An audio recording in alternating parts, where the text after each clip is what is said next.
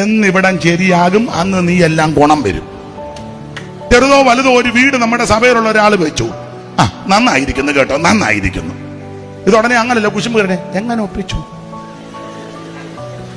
മുറി കുറവ്, നീ അവിടെ കിടക്കാൻ പോകുന്നുണ്ടോ? മുറി കുറവാന്നേ ഉണ്ടോ?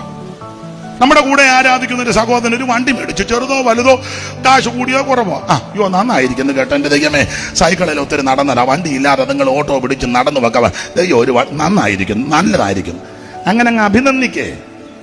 ഉടനെ അതല്ല, സെക്കൻഡ് ഹാൻഡ് ആണെന്ന് തോന്നുന്നു, ടയർ തേഞ്ഞതാ, അല്ലയോ എന്താ, എന്നിവിടം ശരിയാകും, അന്ന് നീ എല്ലാം ഗുണം വരും. ഇതിനകം ശരിയാകണം, വേണ്ടേ? അഭിനന്ദിക്കണം. ഒരാൾ നന്നായിട്ട് വാക്യം വായിച്ചു, പാട്ട് പാടി, അഭിനന്ദിക്കണ്ടേ? ചില സഭയിലുണ്ട്, ഞാൻ ഇന്നാളും പറഞ്ഞു, പാട്ട് പാടാൻ കഴിവുള്ളവരുണ്ട്, അവർക്ക് കൊടുക്കുകയല്ല. എല്ലാരും അല്ല കേട്ടോ. ഒരു പാസ്റ്ററും ഭാര്യ എനിക്കറിയാം, തള്ള ചുമ്മാ അടക്കോടി ഇരിക്കുമ്പോൾ ഒരു മൈക്കും വെച്ച് അങ്ങ് ഇരിക്കുക, അമറുക കിടന്ന്. എന്നാൽ ആ സമയം നന്നായിട്ട് പാടുന്ന സഹോദരിമാരുണ്ട്, കൊടുക്കുകയല്ല. തള്ള ഇങ്ങനെ വരുന്ന കോടി ഇരിക്കുമ്പോൾ 5-6 പുസ്തകവും. ഒരിക്കൽ എന്നെ അവിടെ യോഗത്തിന് വിളിച്ചപ്പോൾ എന്നോട് 1-2 പേര് പറഞ്ഞു, ഈ തള്ള ഏത് പാട്ട് പാടിയാലും ചാടി ഞാൻ കൈകാര്യം ചെയ്യാന്ന് പറഞ്ഞു.